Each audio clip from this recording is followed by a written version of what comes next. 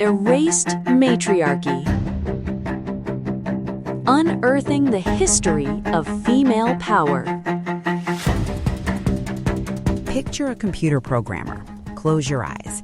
You probably see a guy in a hoodie, headphones on, sitting in a dark room, ignoring the world. We assume this was the natural order of things, that technology is just biologically male. But here on Erased Matriarchy, we look for the history that was scrubbed away. Because if you walked into a server room in 1945, you wouldn't see that guy. You'd see a room full of women. Wait, a whole room? Exclusively. Imagine the hum of the ENIAC machine, a baste of 18,000 vacuum tubes. The air is hot, smelling of ozone and burnt wire. Standing in front of it are 6 women. They aren't just plugging things in, they are inventing the logic of loops and subroutines from scratch. In the early days, hardware was seen as the hard engineering job, man's work. But programming, that was viewed as clerical, tedious. They compared it to weaving. Weaving? Like with a loom? Exactly. It required patience, intricate pattern recognition, and manual dexterity. So naturally, they hired women.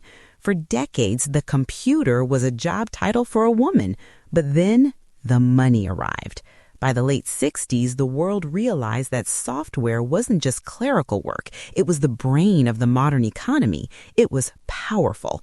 And suddenly, men wanted in. So they just fired the women? No, that would be too obvious. They did something more insidious. They changed the definition of who could be a programmer. This is the erasure point. In 1967, industry giants brought in psychologists William Cannon and Dallas Perry to figure out what made a good coder. They profiled 1,400 male programmers and found one distinct shared trait.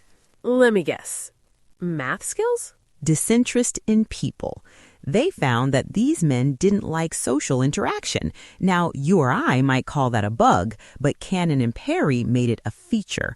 They designed aptitude tests that specifically selected for people who preferred puzzles to humans. Companies started using these tests for entry-level staff.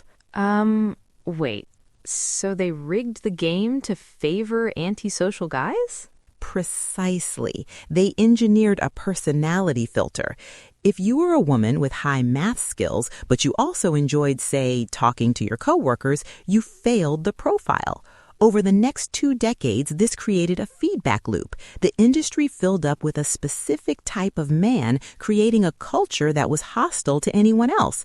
Then came the 80s marketing campaigns selling computers as toys for boys, and the erasure was complete.